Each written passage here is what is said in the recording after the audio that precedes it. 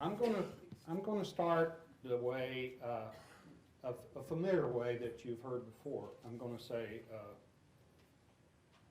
hello, I'm John Edgerton, and this is A Word on Words. Our guest today is John Siegenthaler, a famous Tennessean, a writer, an editor, a journalist, a champion of freedom of the press, and all the freedoms of the First Amendment.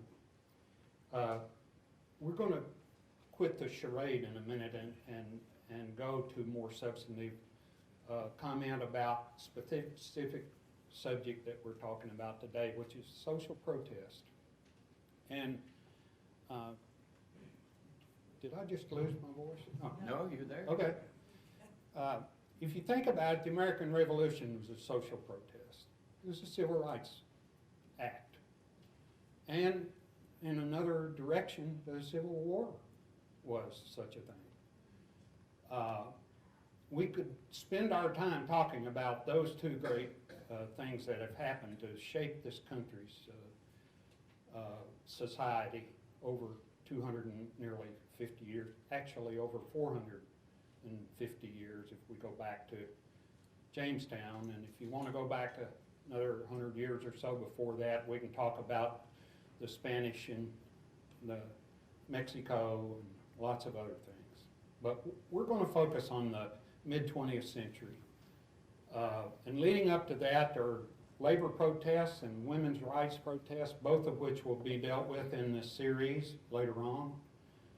Today, John and I are going to focus on the 1960s activities, actually starting in 1950, after the Brown v. Board of Education decision that caused states to have to look at whether they wanted to or not the segregation laws by which they operated public schools. And that started in Nashville in 1957. So actually that is Nashville's first civil rights protest of the 20th century, mid-20th century. I don't want to leave out the women's rights, but as I said, that's going to be well addressed later in the series. There was the Montgomery bus boycott in Alabama in '55, and the Little Rock desegregation case in Arkansas in 1957 ironically happened exactly the same time as the Nashville case. But Nashville didn't go down in history as being significant in that larger context because the governor of Tennessee didn't defy the President of the United States and say that we will use our National Guard to keep African American children from going to school with whites.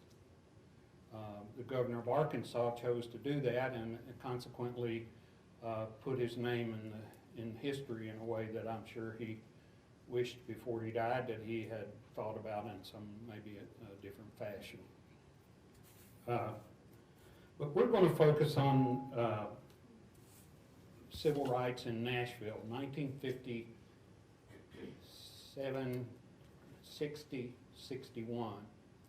And it just so happens that our speaker, John Siegenthaler, began his career just about that time. He was born in Nashville, the oldest of 8 children, went to Father Ryan High School. He went into the U.S. Air Force right after World War II in about 1946, and when he came out of the Air Force in '49, he went straight to work for the Nashville Tennessean. I think it was called the Nashville Tennessean at that time, wasn't it? It was. Name had not changed to just the Tennessean. He went to work as a police beat reporter. I hope he's getting in position to speak. That's good. I saw that over there. All right. Great. That's a perfect idea. Excuse me, John. I didn't mean to No, you did great. That's just right. When he came to work at the Tennessean, there were some other young stars coming along. Tom Wicker, David Halberstam, and they went on to the New York Times, and Siegenthaler decided to plow a deep furrow where he was. And so he went at the age of 22 to work for the Tennessean as a police beat reporter. He got in trouble pretty fast. He was in controversial things frequently during his career as a reporter. He went looking for a gentleman of means from Nashville who ran away with his secretary, disappeared, and no one could find until Siegenthaler tracked him down some years later and made a big story for the paper and won an award for him. He stopped a man from jumping off the Shelby Street Bridge trying to commit suicide, which caused Siegenthaler to be considered a hero, caused the man who was trying to jump to tell him to mind his own damn business. He shouldn't have done it. He investigated corruption in the Teamsters Union and got to be on a first name basis with Jimmy Hoffa, like you cur and you dog. He won a Nieman Fellowship in 1958 and spent a year at Harvard.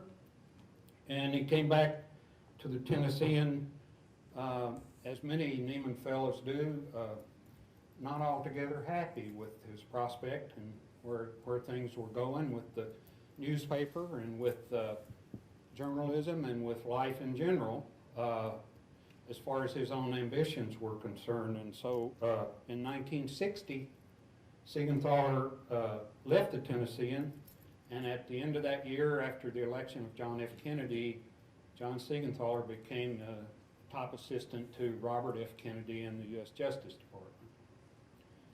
Department. We know more about Siegenthaler's story from that point on, and some of that we're going to talk about because it's right at the heart of this program's subject. But I want to mention in passing, deserves more than passing mention, that he was the first editorial director of USA Today, which was the very first, and I'm quite certain will be the very last, intentional national newspaper in this country. No doubt. Never one before, and there will never be one again. If anybody wants to talk about that later, please see me out in the hall. He retired from the Tennessean in 1991 and also from USA Today, and founded the First Amendment Center here at Vanderbilt, in the building next door where the First Amendment Center is housed, is now named for Siegenthaler. And he is still on the beat at the age of 84? 84. He's been in the doctor's office a time or two, still gets out on the tennis court. He seems destined to outlive every journalist he ever hired, every crook he ever exposed, and every biographer waiting impatiently for him to hand over his editor's pencil. That's the guy. So, without further ado, I want to bring on John Siegenthaler, and I want to ask him a provocative question just to begin. Since we're talking about civil rights today, I want to ask you to focus your mind back to 1957, when you were a reporter at the Tennessean, and school desegregation started in Nashville, and more desegregation issues were boiling to the surface. You were 23, I believe, in the summer of '54 when the Brown decision came down. And this is my question. Can you recall anything you saw, said, thought, or did in that time that opened your eyes and mind to the laws and mores of racial segregation in Nashville and across the South? Were you thinking about this at all, or was it just another thing that's going on? John, about a year before Brown came down, the Tennessean and the Nashville Tennessean at that time had, as its editor, one of the nation's great editors, a man named Coleman Harwell. and John mentioned the problems that came later. When he left, Tom Wicker and David Halberstam and I and Wallace Westfeld all left because the new editor said, we think you've been manipulated by the students in the movement, and he said some other things. We just bailed out. Within 4 months, we were all gone. Fred Graham was stuck because he was still in law school and had to graduate before he could leave. But it was a year before Brown. Coleman Harwell wrote a memorandum to Wallace Westfeld asking him to put together a team that involved David and me and a couple of other staff members and address the question of how we would deal with the issue when it came. Part of our discussion, of course, dealt with how the banner was going to deal with the issue. We had no idea that the first crisis in Tennessee would come in Clinton, where racists sought to bar access to the grade school to small black children. And Wally Westfeld had gone up for that and was covering it. And I remember on the second day there was a Baptist minister who, white, who took the black children by the hand and walked them amid this jeering, sneering, racist crowd into the school. And as he approached the steps, he was knocked to the ground. He had a beautiful black eye. I remember when he went on television, they were going to make it up, and someone said, don't do that, don't do that. We want him to see the black eye. And at any rate, Frank Clement, the governor, sent the National Guard in. And your point about Faubus is important here, because Faubus had called out the National Guard in Little Rock to surround Central High School.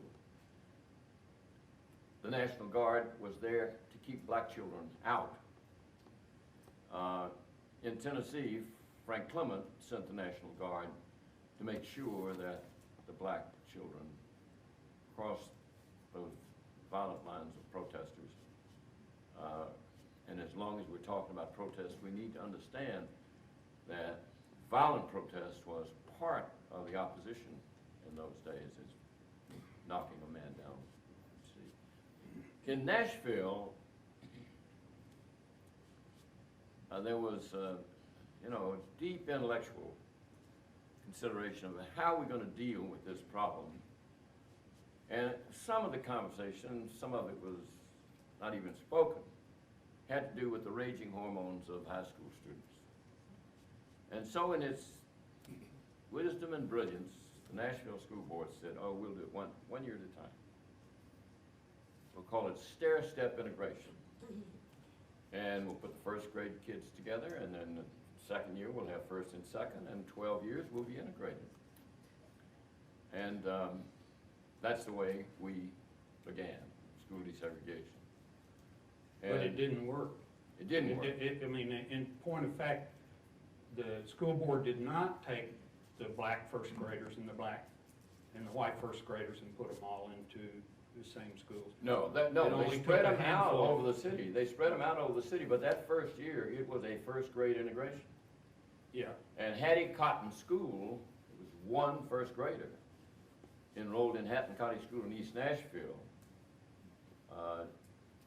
The principal was a young woman named Kate, George Cate's sister.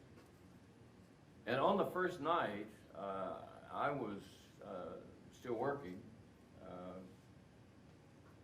Maybe about midnight,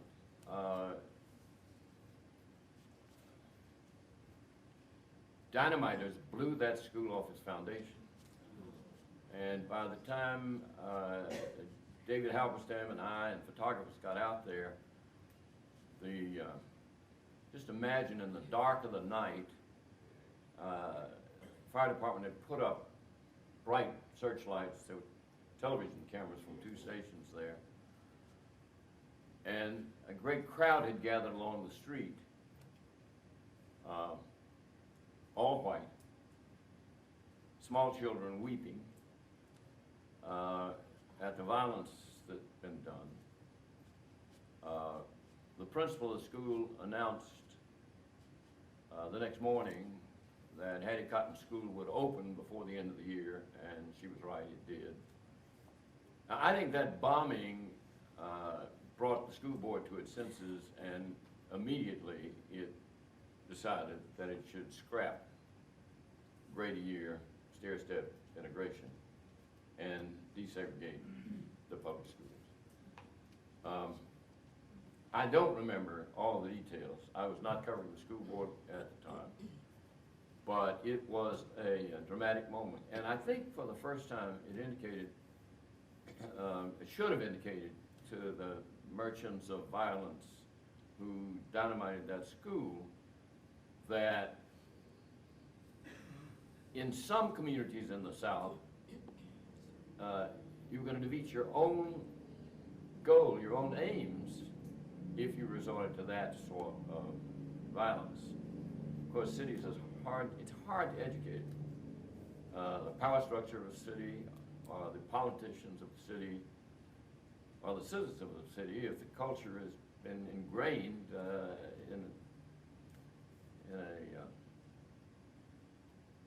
in a negative way, and our community, like every community in the South, had been ingrained that way. So yes, we had prepared ourselves for it, and had, after Brown came down, had begun to look at how it was affecting Nashville. And Westfeld had written most of the stories. David and I, until I went to Harvard in 1958, had helped on those stories. But it had been an effort to educate the community about what was going to happen.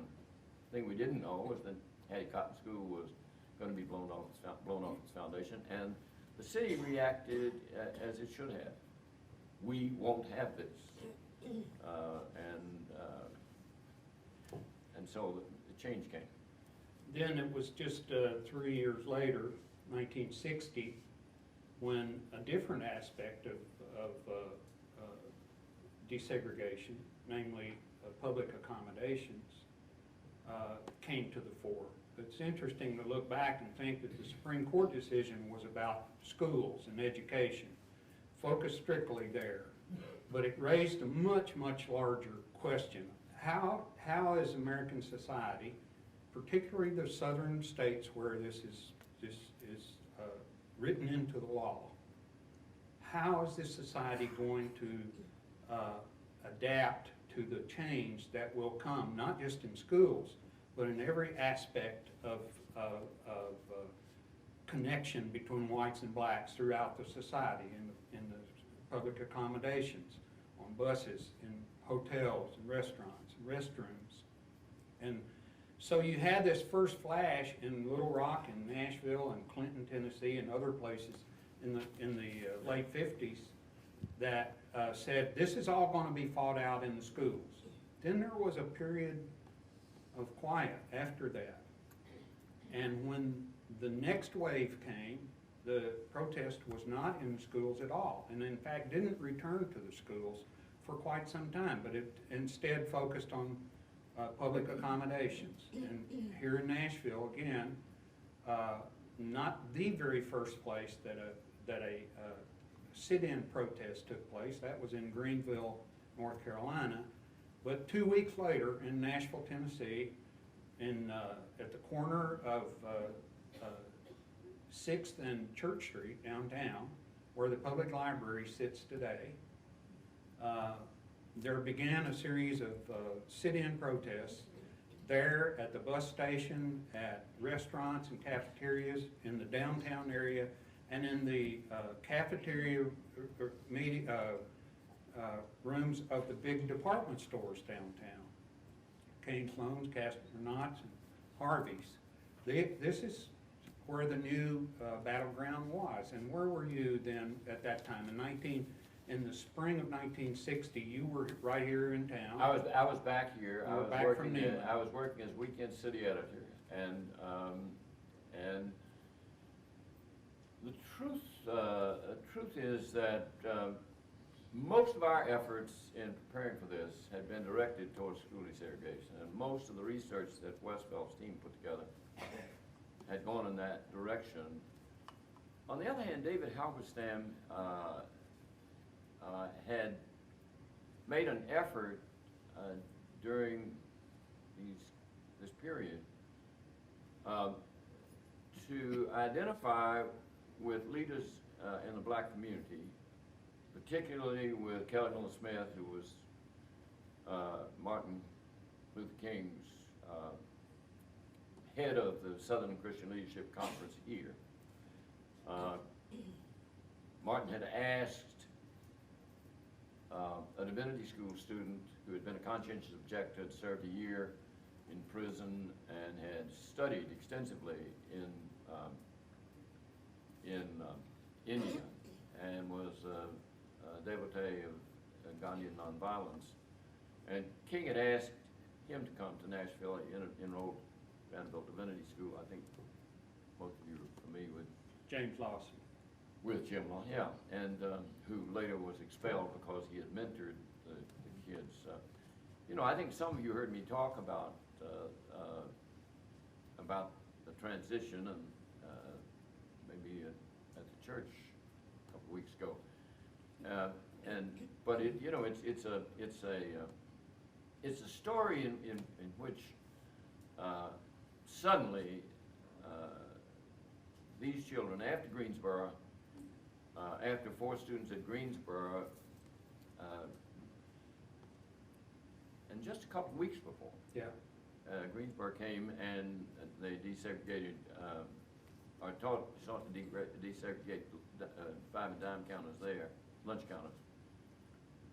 Jim Lawson had been educating these students in workshops in nonviolence, and on a given Saturday, they began, as John says, they began, the focal point was right there at 5th and 6th and Church Street.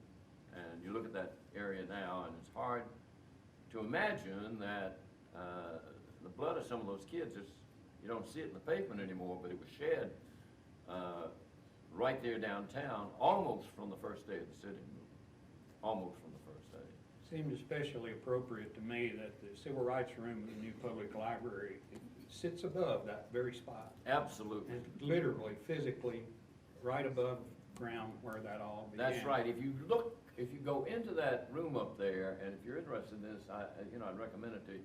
If you go into that room and look upward to your left, there is a photographic mural of 3 small restaurants. One was Candyland, another was TikTok, and another one was Crystal. And those 3 places were targeted by the students, and they were beaten in the streets there. And John Lewis, at one point, if you read Walking with the Wind, was trapped inside Herschel's TikTok, and Herschel tried to gas him. And you know, violence occurred right there on the street in downtown Nashville. In those days, there were no shopping centers, so all the shopping went on downtown, and so the violence was visited on those kids there, and covering that for us was relatively easy because David had so ingratiated himself, David Halberstam had so ingratiated himself with Jim Lawson and the movement that that he had access in advance, and we were able to post photographers at critical places. We were able to be on the scene with reporters at the time the students arrived, track them from Kelly Miller's church at First Baptist. But, you know, it was a tense, terrible time because violence did occur. And of course, John Edgerton, you know, is acting as if I'm the authority on this subject. I mean, he's written about it extensively, and Speak Not Against the Day is a book that, boy, I commend it to you. It points out that that there were white people in the South who were looking at this problem ahead of the development of the problem, and Well, won the Robert Kennedy Book Award. that's true. It, I know it because I was a judge. everything's loaded. You know, there's a mistaken impression abroad that if you write a book, you're an expert on the subject. He's an expert. I happen not to believe that. As a matter of fact, I've spent nearly a 50-year career writing about the imminent demise of the South, and the only thing that ever kept me in the game was the fact that it refused to die. And I know very little more about it now than I did when I started. It's still a mystery to me. Could I just ask you, he's the interviewer and I'll interview the interviewer for just a second, and then a few more seconds maybe as we go along, so we have some conversation. Would you talk a little bit about that very subject? You know, we look back on that time, we think about Jim Lawson being expelled from Vanderbilt Divinity School by the direction of the Board of Trust. We think about the violence, and we think about the courage and where it came from, those black kids, and the vision of the mentors who directed them. But there were white people in this community who were on the cutting edge of change, and they are sort of unsung heroes. The thing that attracted the attention of the judges with Speak Not Against the Day was it addressed in a real sense that question. Would you talk a little bit about the courageous white people in this town who really were ahead of the curve? Well, I don't want to give them too much credit, to be honest. But certainly, to some extent, it's true. I think, for example, of Nelson and Marion Fusan. Did some of you, if you knew the Fusans, raise your hand? A few people. Two really wonderful people who came to this town. Nelson Fusan taught physics at Fisk. He was one of the few but significant few white faculty members at Fisk, which is another way of saying that the black colleges figured out how to deal with desegregation a long time before the white colleges. And Nelson Fusan, his son Dan, who still lives here. Nelson and Marion Fusan, when desegregation started, they lived right over by the Fisk campus, and there were 2 or 3 other white faculty members at Fisk who lived there, had small children. They said, well, okay, great, we got kids going to 1st grade, we'll just send them to school right here, the all-black school here. And the school board didn't like that. That wasn't a good idea. That wasn't part of the plan they had worked out. They had figured out the half dozen schools where a handful of black kids were going to be allowed to go under tight supervision, and they couldn't supervise this. How are they going to deal with white kids saying, I want to go to that school? So they were prohibited from desegregating school, the public schools of Nashville, North Nashville. So I think people like Dan and Marion Fusan. I think of people like Coleman Harwell that John talked about, the editor of the Tennessean. He understood. I'm sure in his heart of hearts, Jimmy Stallman across the hall understood too. That this was as Ralph McGill of the Atlanta Constitution said, this is not a 5-4 decision of the Supreme Court.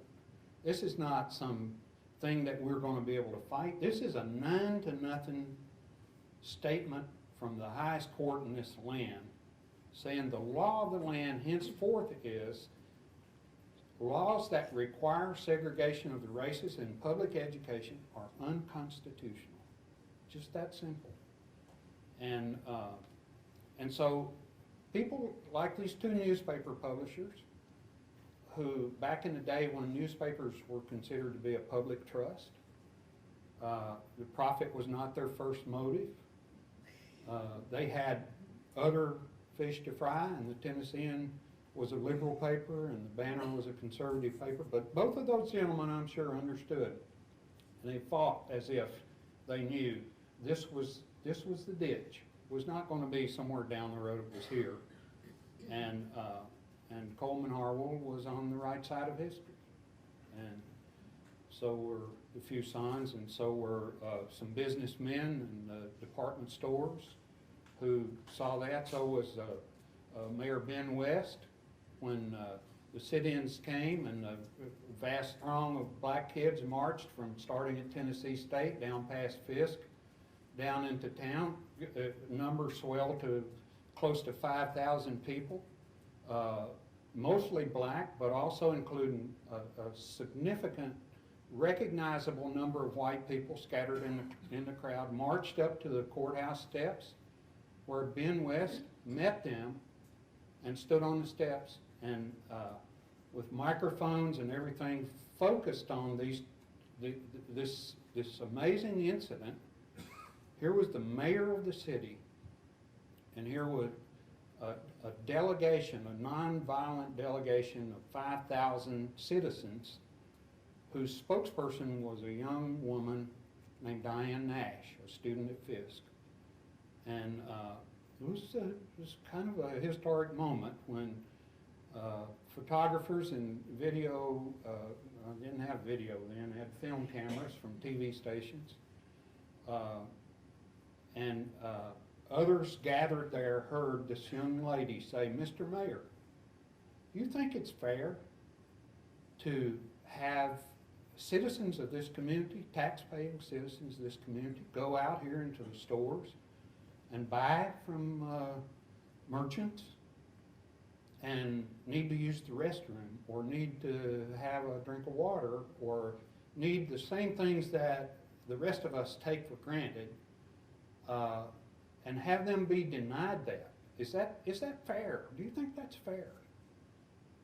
And Mayor Ben West said, I think he used the phrase, "little lady." He said, "No, little lady, I don't think that's fair." And that's what got in the paper. And that was really the climactic moment, I think, for desegregation in Nashville. Even though you have to go along and say, 1960, the schools had not really desegregated by then. In point of fact, 6 years after the beginning of desegregation in 1957, there were only about 300 or 400 black children inching their way up through the first 4 grades of the public school system in a desegregated situation. You know, we need to be honest. We've badly mishandled the desegregation of schools in this community going all the way back to 1954. And we're still paying the price for it. We've lost 50,000 white people, white students from the public school system. That's raw numbers, 50,000. There were 75,000 white children in public schools of Nashville in 1954, and today there are 25,000. 50,000 people went somewhere. After we merged city and county government. After we merged city and county government. So they didn't flee to Davidson County. They just made other decisions. And I don't fault people for that. I understand. These are very personal decisions that people have to make. They're hard decisions. That's not easy to do. But keeping in mind that segment of the population, some 15% of Davidson County's population, almost entirely through the history of Davidson County, from 1780 to right now, the African American population of Davidson County has not wavered very much off of 15%. And yet, the 85% of us who had the privilege couldn't figure out a way to accommodate that segment of our population. And so we still have this battle that we fight. And now it's complicated by not just by white and black, but other, which means everybody else who's come here, which if you go out and do a really good close count, you'll find there's 150 languages, native languages spoken in homes here. There's a Hispanic population in the neighborhood of 100,000 in Davidson County. Fully 15% of Davidson County's population now is in that other group, Asian, African, Eastern European, and so forth. And we're struggling there too. This is a consequence, I think, of our being, well, this will sound a little harsh, and I don't want it that way. I hope somebody will challenge me for saying it, but this is a wonderful, wonderful community. This community has had a better chance to be all-American than almost any city in the entire country. If you just look around and see us, we could be anything we want to be. We've had it great. We've had a good economy. We've had a balance of everything, and we don't know how good we've got it. But what we aren't, and what we could have been if we had decided to be in 1955 and 56 and 57, is we could have been the model of how integration works in the land of the free and the home of the brave. We could have been that. And I think we would have been intensely proud to have been that. And I think it's probably not good for us to pretend that we are that. We're just not. So that's my story, and I'm sticking to it. Siegenthaler is far to the left of me. He's got other ideas that. Yeah, I'm sitting on his right, but to all of you, he is Brave Long on my left. But all this protest, you know, here it is. You went through it. You went through it intellectually. You went through it personally. You went through it physically. You ever think you would have done things differently if you'd had another go at it? Oh, sure. I think there's nobody who lived through that time. And shockingly, at 84, I can still remember it. Some of it vividly. But you know, if you think back on errors made and how you might have guided things differently, you know, the Tennessean was locked into editorial support for Gordon Browning, who was the incumbent, beaten by Frank Clement. And because of that, Tennessean maintained not just his support for Browning in the second election when he tried to claim the governorship back, but following that was quite often hostile to Frank Clement. Ben West, how he ever got along with Jimmy Stallman from the Banner is beyond me. But I wonder how much more progress we would have made if we'd been supportive of Frank Clement all the way, and if we'd been supportive. So yeah, I look back on those two decisions as critical in terms of not just, sure, 2 points of view are important, but you know, those two papers in those days, issue of daylight saving time came up in the state legislature. And Time magazine wrote an article, the lead of which said, Nashville's two newspapers, Tennessee and the Banner, seldom agree on anything except the time of day. And last week they couldn't agree on that. And it was It was true. There was a clock in front of the building. And I think I told some of the story before. If you approached from the east, you came to the Banner's clock, which was 1 hour. If you came from 12th Avenue up, you saw it. So it was a time of editorial hostility, you know, and there were some gains from having two intensely competitive newspapers, and I think, in all fairness to the Banner, national journalists and historians have identified it as a racist paper. And there was not much difference editorially between the Banner in those days and anything you read in Jackson, Mississippi, or Birmingham, Alabama, where the hostility was intense. And so I think we provided a healthy balance for that. So in that one area, I think his total commitment to change, opposition to change, really sort of gave the community an opportunity to consider 2 points of view, and maybe we progressed a little bit better because 2 points of view were expressed in the community, whereas in most communities in the South, it was 1 point of view. McGill in Atlanta was different. Harding Carter in Mississippi was different, but the differences were few and far between. In your book, you talk about some of those. But anyway, yes, I do think that we made progress largely because of the progressive leadership. It was dumb sometimes. It took them a long time to get onto it sometimes. But it was a totally different time. I have no idea, speaking of time, what time it is.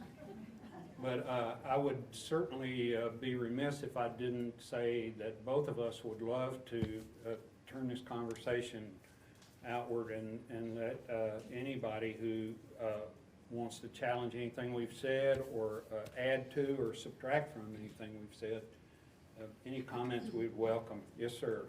Yeah, the publisher of the Banner and the publisher of the Tennessean were engaged in what turned out to be advantageous conclusions. But there also, the publisher of the Banner also was on the board of trust of Vanderbilt University, where a young chancellor named Mr. Hurd had his difficulties that he faced. So I wonder if you could comment on the dynamics between those men. Yeah, I can. I think there's no doubt that. What was the question? Well, the question, I'm sorry. I'm sorry, I beg your pardon. Go ahead. I'll repeat the question since it's hard to hear back there. The gentleman asked, he noted that Jimmy Stallman, who was the publisher of the Banner, was also the chairman of the board of trust at Vanderbilt. And so there's a different dynamic there, and Siegenthaler had a view at a pretty close view of both of those, and I think he wants you to reflect on the difference between the newspaper and the university. Jimmy Stallman was a strange and in some ways a wonderful man. Sometimes I'd ride up on the elevator. We both parked side by side in the back of the building to ride. Occasionally, if we came in at the same time, we'd ride up on the elevator. And more than once, he talked about where the city was, you know, between the first floor and the third floor, and he burst into tears. Hard to believe, and a handkerchief would come out, and he'd wipe his eyes, and good day, John. And we'd go off. He wrote a column from the shoulder. Yeah, from the shoulder. From the shoulder, and we called it on our side, the building, from the armpit. Sort of right on the front page of the Banner every day. That's right. His editorial appeared on the front page of the Banner regularly. Anyway, I think that there's no doubt that Jimmy Stallman was the power force on that board of trust that insisted on the firing of Jim Lawson, and Chancellor Branscombe was still there. Ellick hadn't come in. But when Ellick came in, it didn't get any easier. When Ellick Hurd came in as chancellor, it did not get any easier. And let me just briefly recount one anecdote that sort of makes the point. There was in those days and I think there are remnants of it today, but there were in those days, there was in those days a student-run program called Impact. And once a year, Impact absolutely packed Memorial Gym.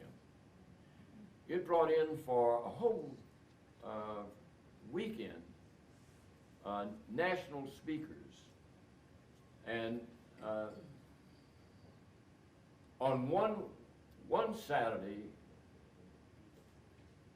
Martin King appeared, Stokely Carmichael appeared, Strom Thurmond appeared. That night, there was a riot in North Nashville after Stokely Carmichael made a speech. And that night, after that Impact program,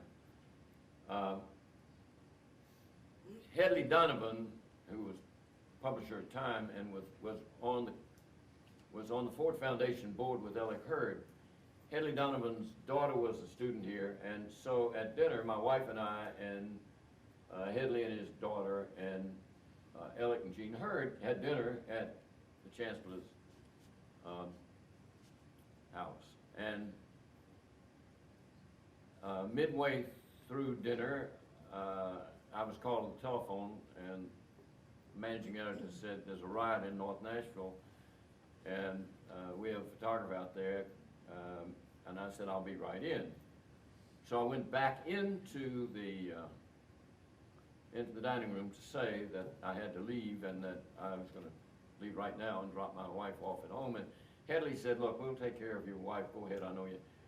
But while I was saying goodbye to Hedley and his daughter, and Jean, Ellick had been called on the phone. And as I came out of the building, Ellick came out of a little enclave where a little telephone room there, and his face was as white as somebody's shirt. And he was angry. And I said, you know, I'm sorry I'm leaving, Ellick, but Hedley's going to get Dolores home. And Ellick said, that was Jimmy on the phone. And I told him that Stokely Carmichael's speech on campus today was civilized discussion of the issues, and he said, Ellick, you're a goddamn fool. And That's he was pretty plain. He was furious. Ellick was furious about it. And I said, don't worry, Ellick, everybody knows who the goddamn fool is, and let's leave it at that. And so I left and went to the office. The photographer turned out to be all right, but you know, that moment, there was an open, violent riot in which gunshots were fired, and thank God nobody was wounded, but it was a very, very tough time. And the city was literally, the police department really put North Nashville under guard. And when you think about protest, you know, you have to realize that sometimes protest is not nonviolent. I mean, when we talk about the civil rights movement, we so often talk about nonviolence, forgetting that there was another side to the protests. That when John Casper came here to a radical, racist, provocateur, when he came here, I mean, I think back on that time, you know, John Casper, internationally known as a racist troublemaker, stood side by side at Centennial Park with Donald Davidson, a distinguished member of the English department, denouncing the Supreme Court of the United States and the decision of this city to integrate. And Dr. Davidson, you know, some of the really fine writers that came out of the English department of Vanderbilt admired and revered him. But his position sort of reflected an underlying negativism that really was pervasive in this community during that time. Yes, sir. John? Just to give Vanderbilt a little bit more credit, can you elaborate on the faculty protests? Yes, I would. You're exactly right. He's going to elaborate on the faculty protest. Yeah, I mean, there were at Lawson's expulsion, this campus was, I'm sorry Charlie Roos isn't here, because Charlie Roos played a major role in trying to talk to Chancellor Bransom and having him reverse that decision before faculty in the divinity school, almost en masse, maybe everybody but perhaps the dean, I can't remember. No, the dean did. The dean One led it, other maybe. did. Yeah. Did not. Yeah. But they had all secured another job first. Yes, they did. You know, I mean, but I would have to tell you. In case you couldn't hear that, he said they all protested, but they all had other jobs I was first. there. They did. But that only says, John, that they were so that other universities were looking at what was happening in Nashville, and if you came out of that divinity school looking for another job, you got another job because people were proud to have you as a. And you talk about protest, that's another form of protest. Well, there's more to that. There's more to that. Because the Board of Trust said, who needs a divinity school anyway? I know, the board of Trust said, do we really need a divinity school? And then the medical school resigned. And then there was a reaction, and some reaction in the law school.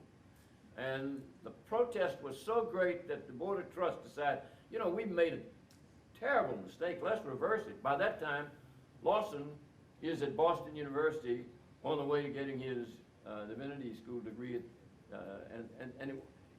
I think he was only at Boston for 6 weeks before he graduated. I mean, you know, he'd been a leading student while he was here. But Jan, you're right. There were massive negative reaction on the part of the faculty, and I certainly do want to give them credit for it, because it took some real courage to go against that Board of Trust. Some of the Nashville power structure, and of course Bill Vanderbilt was on that board, and I think embarrassed by what had been done to the school that bore his name. Yes, sir, back here. Can you move us now away from Vanderbilt, back into the community as we move to drinking fountains, restaurants, hotels? How did that march after the segregation? Let me make real sure I'm hearing this right. How did the rest of it happen in the community? How did we move on from schools to Okay. the rest of the city? So we go from the 50s and the early 60s up to the period, the real key date here, I think, is 1964, when the Congress passed the Public Accommodation Civil Rights Act of 1964. And the question is, how did Nashville fare, how did the university fare in that period of time from 61 to 64, when it became the law of the land that you couldn't desegregate, I mean, you couldn't segregate public accommodations? Was the city, was the university in the leadership? Well, I think And Alec's leadership was profoundly important in terms of how the city reacted. I think he played a leadership role and there are, by this time I'm back as editor, and there are two things that stand out in my mind. He did far more than this, but they really sort of make the point, and both of them are rather mundane. I remember there was a movement underway about that time, mid-60s, to invite the presidents of Meharry and Fisk to become members of the Nashville Rotary Club, of the Rotary Club. And I thought it was by that time, I thought we'd suffered enough, but there were people in charge of the Rotary Club, and they rejected those two. And I remember being there that day, and I had a cloth napkin. I just wrote my resignation on the cloth napkin and turned it in when I left. And little did I know that 3 other people, Alexander Hurd, Herb Shane, Bernie Schweid, Bernie operated a bookstore, all resigned concurrent with that. But only 4, which says something about how far the community had moved when you think, and you know, I was happier out of the Rotary Club than I'm not sure I really belonged there in the first place. But I occasionally go now, and they've asked me to come back as an honorary member, and once in a while I go, and they have good programs. But and that's one anecdote. Another problem developed around the issue of where 440, where I-40 was going to go. And the design put it right through the middle of the black community, where it ultimately went. Destroyed Jefferson Street as the commercial center of the black community. And we editorially endorsed moving the highway more toward the Cumberland River but it was more costly to do that. And so there was a lot of hell raised about the editorial position. Nobody in this community supported us except the Chancellor of Vanderbilt University, Alexander Hurd. He offered the story to Jimmy Stallman, and then after Stallman didn't run it, we ran the story saying Alec Hurd had come out against it. And you know, I think that sent messages that had ripple effects all across the community, because Alec, even though members of the Board of Trust and others came from a different political ideology, he was highly regarded and highly respected across the community. And his commitment to academic freedom here at Vanderbilt and his support of the students who had put on that impact program, while it angered an awful lot of people, it also, with the mainstream sensible people in town, it resonated. And so, you know, you're right, Vanderbilt deserves more credit than I gave it initially. Yeah, I agree with that. I think also just the consequence of having those sessions in town, on campus, was kind of like a safety valve in a way. I mean, people got a chance to let some of that steam off, whereas the rest of the time, you know, we were all sitting around stewing over things that we couldn't control. Yes, sir. Paul? Could you talk to the role of the churches in Nashville at that time? The role of the churches in Nashville at that time. I'm really out of my ken here if I do this, and I'm gonna You're better authority. I'm gonna take you off the You're hook. more religious than I am. I'm gonna take you off the. You're a Catholic. I'm sort of a backsliding Unitarian. Father, Son, and Holy Ghost. But I think I can be fairly objective about it. There were individual ministers in churches here who looked at the Brown decision as a great opportunity for our full expression of Christianity, or our Jewish faith, as it were. The rabbis and the ministers of a number of major congregations in the city said, this is good, this is right, this is what we should do.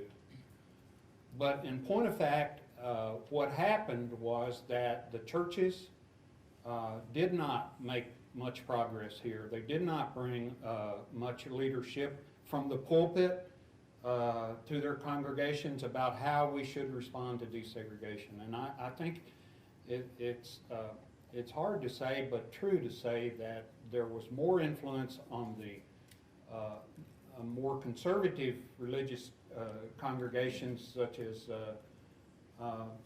there was a branch of the Cumberland Presbyterian Church that had a church in North Nashville, an all-white church in North Nashville that had a minister. I wish I could pull his name up, John.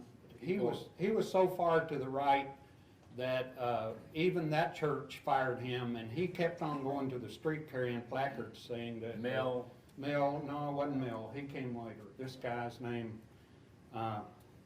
it's just one of those things I can't retain. But he was in the streets with signs saying, God is the author of segregation. We made a little movie about this. I'd like to tell you about and figure out a way for you all to look at sometime. Siegenthaler helped. As a matter of fact, he did much of the narration. Rachel Lawson and a handful of us made a movie about 3 or 4 years ago that's kind of an instructional piece. It's sort of like an 18-minute classroom discussion stimulant. Basically what we did was we searched out as many of the 6-year-old children from 1957, black children who desegregated the Nashville schools, as we could find, and we came up with 6 or 7 of them now in their 60s, 50s and 60s, and even in a couple of cases their parents who were then young 20s. And we made a movie letting them do most of the talking about what they remember about that time. And it's I'd love for maybe get a chance to show that to you all sometime. It's only 18 minutes long, and I'd be happy to bring it down here sometime if in one of these sessions if you all would like to see it. But it's clear in that exercise, that movie, and the research we did to prepare for that the mainstream churches were not ready to enter into this either as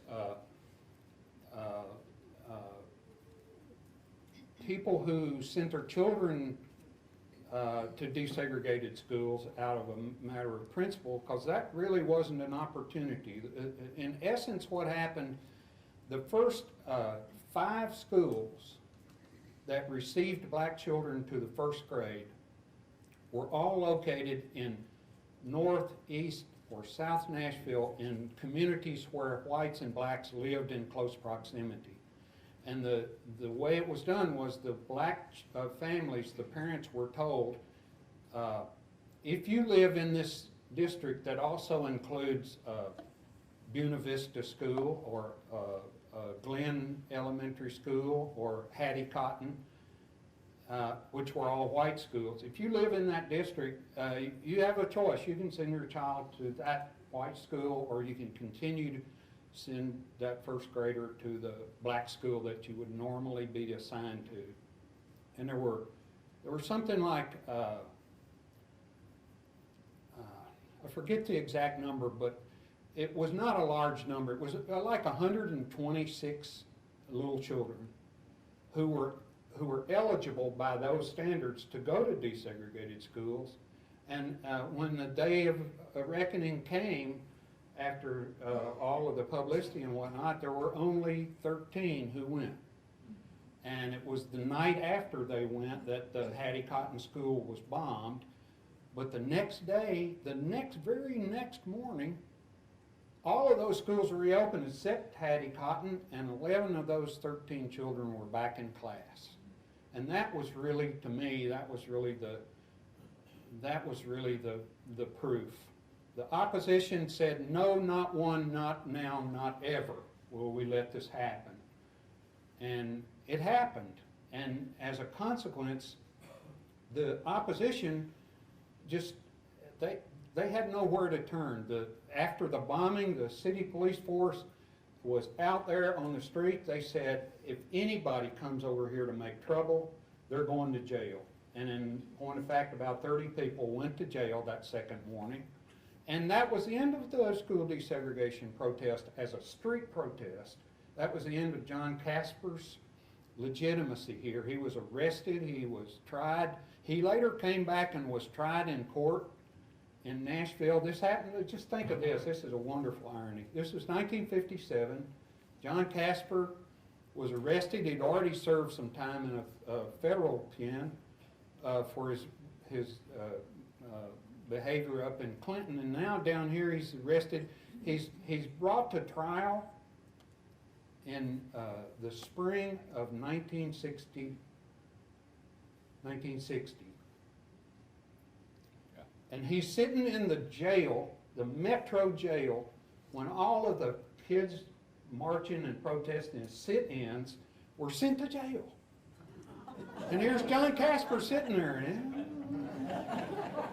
They didn't know who he was, and he wasn't about to tell them. He wore a big Stetson hat, but he didn't have it on. He took that hat off. That And was then his some months signature. later, he was brought to trial, and he was sent to, he was convicted. Actually, he had been convicted in a trial in 1959, I think, Right. and was in the jail serving his time when these other kids start coming in.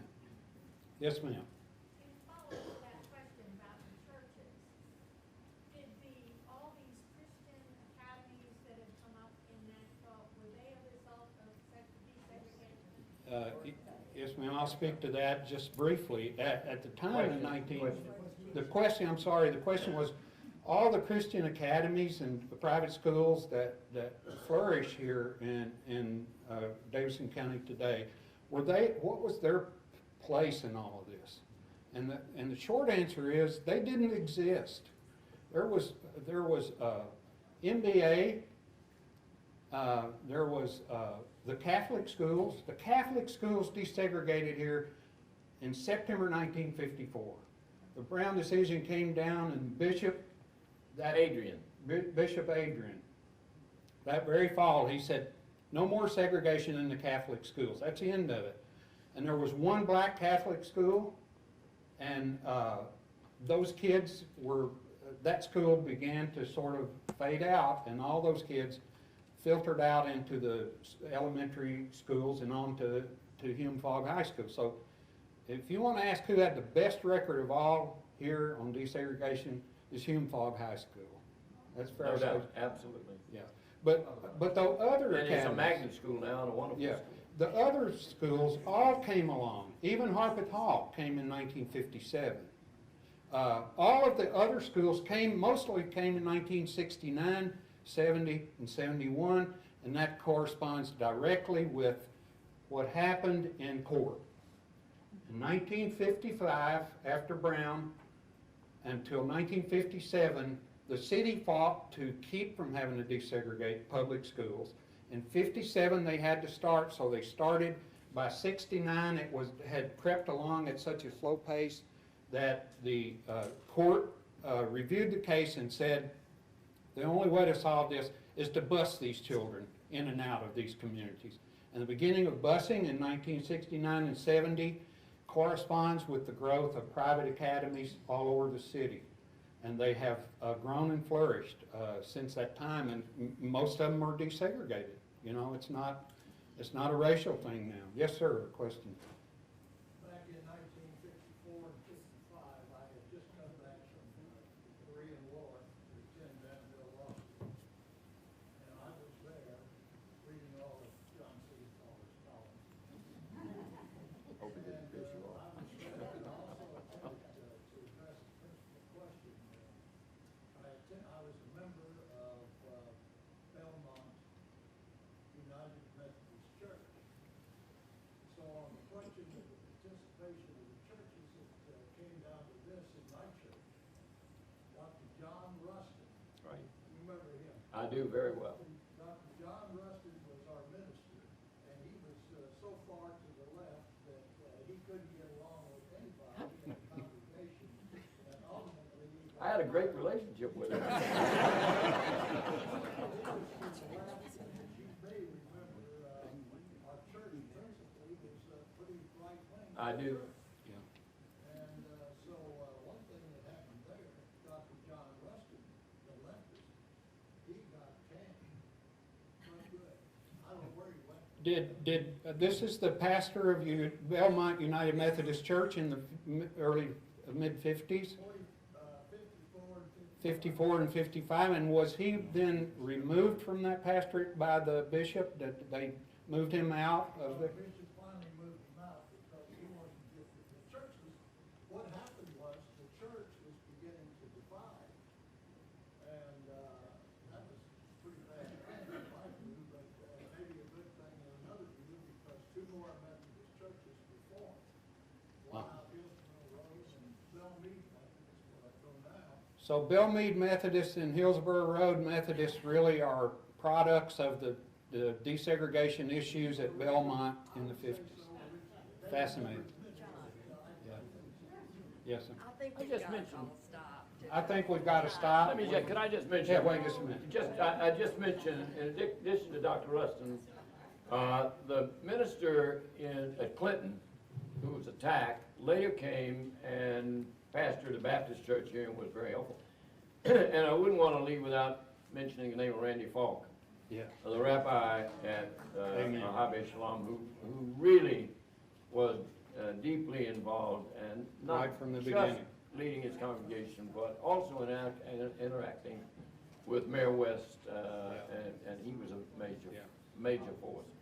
Well, we're sorry it's ended. Well, as y'all can see, there's always a lot more to be said. Yeah. Thank you for letting us. Thank you all.